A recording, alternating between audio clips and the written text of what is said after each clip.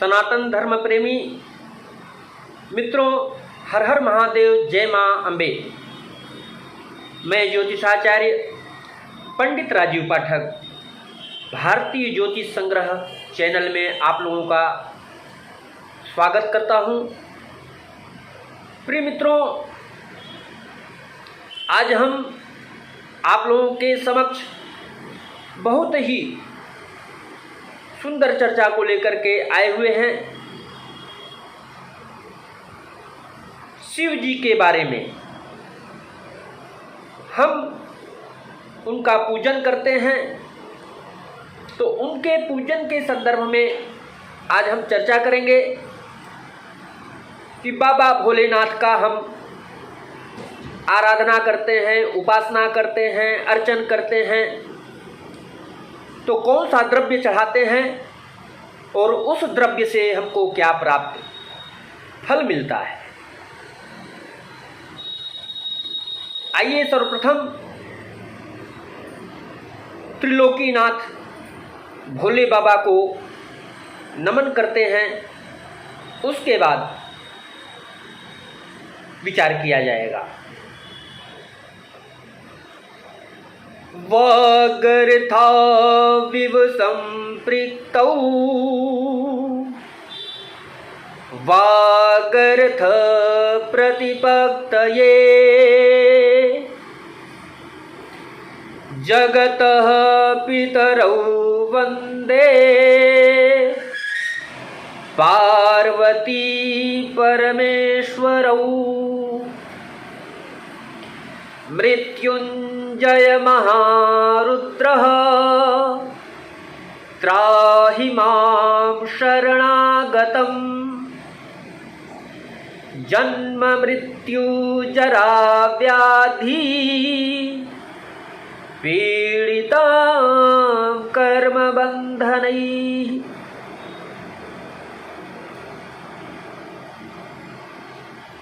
आइए विचार करते हैं। हमारे सनातन धर्म के अंतर्गत शास्त्रों में, पुराणों में बहुत उत्तम चर्चाएं की गई हैं। आज हम शिव पुराण से संबंधित चर्चा करेंगे कि महादेव को कौन सा द्रव्य हम चढ़ावें, उस द्रव्य के चढ़ाने से फलस्वरूप हमको क्या मिलता है। हमारे सनातन धर्म के अंतर्गत पूजन करते समय अनेक देवी देवताओं के, उनके मनपसंद के द्रव्य बतलाए गए हैं। प्रायः भगवान को अर्पित की जाने वाली हर चीज का फल अलग अलग प्राप्त होता है। शिव पुराण के अंतर्गत इस बात का वर्णन मिलता है कि भगवान शिव को अर्पित करने वाली अलग अलग चीजों का क्या फल प्राप्त होता है। ध्यान देने की बात है, भगवान शिव जी को चावल चढ़ाने से धन की प्राप्ति होती है, अरिष्ट कष्ट का निवारण होता है। शिव जी को सूखा चावल कदापि नहीं चढ़ानी चाहिए। तिल चढ़ाने से किए गए पापों का शमन हो जाता है। जौ अर्पित करने से सुख में वृद्धि होती है। गेहूं चढ़ाने से संतान में वृद्धि होती है। यह सभी अन्न भगवान को अर्पण करने के बाद गरीबों में वितरित कर देना चाहिए। शिव पुराण के अंतर्गत बहुत सी सारी चीज़ें बताई गई हैं और उन चीज़ों को हम अर्पित करते हुए भगवान भोलेनाथ का शुभ आशीर्वाद अपने मनोनुकूल प्राप्त कर सकते हैं। अगर किसी को स्वास्थ्य बाधा हो, ज्वर इत्यादि की शिकायत हो, ऐसे परिस्थिति में शिव जी को जलधारा चढ़ाने से शीघ्र लाभ प्राप्त होता है। सुख व संतान की वृद्धि के लिए भी जलधारा द्वारा शिव जी का पूजा, अभिषेक, अर्चन उत्तम बतलाया गया है।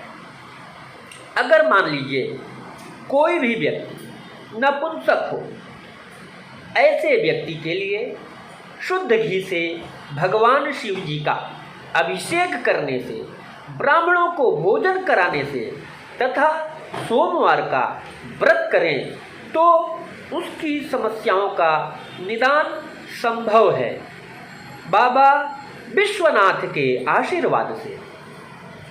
अब कुशाग्र बुद्धि प्राप्ति के लिए शक्कर यानी चीनी से मिश्रित दूध भगवान शिव जी को चढ़ाने चाहिए। सुगंधित तेल से भगवान शिव जी का अभिषेक करने पर समृद्धि में वृद्धि होती है। शिवलिंग पर गन्ने का रस चढ़ाने से सभी सुखों की प्राप्ति होती है। शिव जी को विशेष रूप से गंगा जल चढ़ाने से भोग व मोक्ष दोनों की प्राप्ति होती है। मधु नाम होता है शहद का।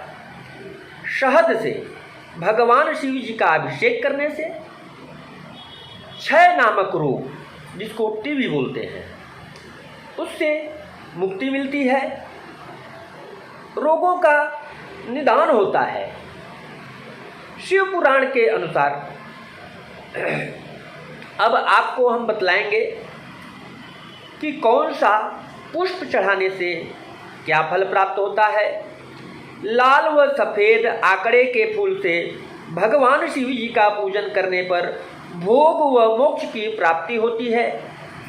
चमेली के फूल से पूजन करने पर वाहन सुख की प्राप्ति होती है। अलसी के फूलों से शिव जी का पूजन करने पर मित्रों, मनुष्य को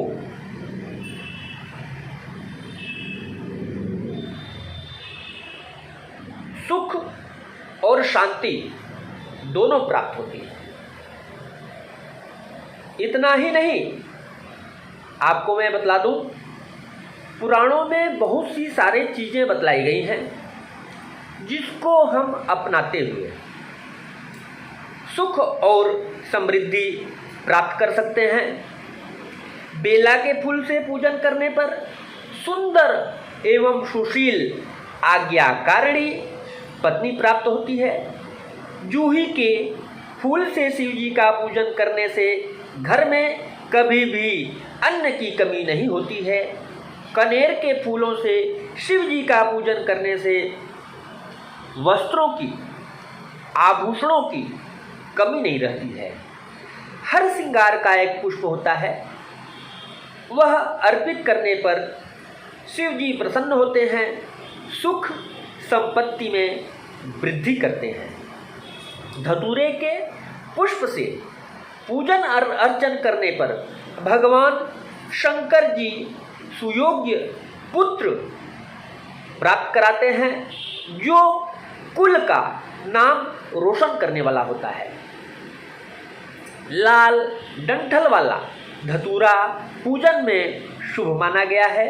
उसको अर्पित करने से भगवान भूत भावन भोलेनाथ प्रसन्न होते हैं और अपने भक्तों की सभी मुरादें पूर्ण करते हैं। दुर्वा से पूजन करने से या दुर्वा का रस शिव जी के ऊपर यानी शिवलिंग पे अभिषेक करने से आयु की वृद्धि होती है और संतान आज्ञाकारी होता है। हमारे शास्त्रों में बहुत ही सरल ढंग से चर्चाएं की गई हैं। ऋषियों महर्षियों के द्वारा वर्णन किया गया है। हम शिव जी को प्रसन्न कैसे करें, उनको क्या प्रसन्न है। कमल का पुष्प शिव जी को हम अर्पित करते हैं, उससे हम अर्चन करते हैं, जिसको आप सहस्त्रार्चन, लक्षार्चन बोलते हैं। तो अपने क्षमता के अनुसार आप कमल पुष्प, बिल्वपत्र अर्पित करते हैं तो आपके मनोकामनाओं की पूर्ति होती है। जैसे कि कहा गया है, काशी वास निवासी च काल भैरव दर्शनम कोटि कन्या महादानम बिल्वपत्रम शिवार्पणम। तो जो जो द्रव्य हम चढ़ाते हैं उससे संबंधित हमारे जीवन में फलों की प्राप्ति होती है। मनुष्य जीवन में दुख सुख लगे रहते हैं। जब हम दुखी होते हैं तो देवताओं की आराधना उपासना करते हैं। किस लिए करते हैं? अपने कष्ट के मुक्ति के लिए, सुख शांति प्राप्ति के लिए।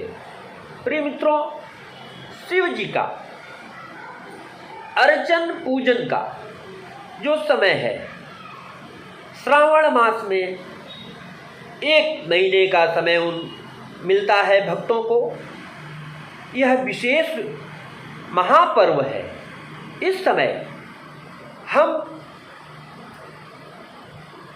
भोलेनाथ का अर्चन पूजन अभिषेक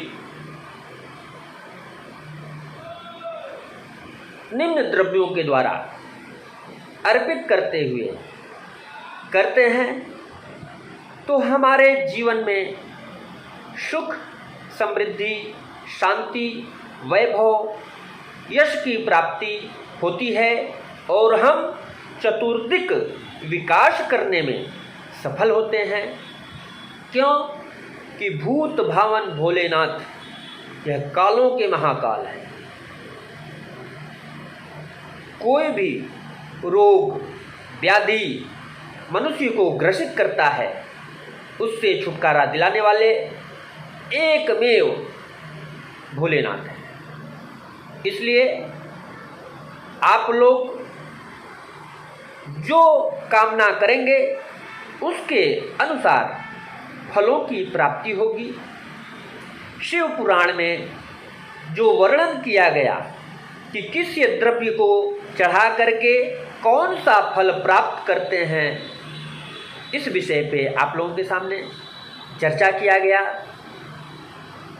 आप लोगों में से कोई भी दर्शक भारतीय ज्योतिष संग्रह चैनल को अगर सब्सक्राइब नहीं किए हैं तो आप सब्सक्राइब कर लें, ताकि जो भी प्रोग्राम दिए जाते हैं, जो भी जानकारियां दी जाती हैं, आप लोगों तक सीधा पहुँचे, आप लोग उसको देखें और प्राकृतिक बाधाओं से मुक्त होते हुए मनुष्य रूपी जीवन यात्रा को सफल बनाने में समर्थ हो। आज के वीडियो में इतना ही। इसी तरह से दिव्य चर्चाओं को हम लेकर के आते रहते हैं। तब तक के लिए हर हर महादेव, जय मां अम्बे।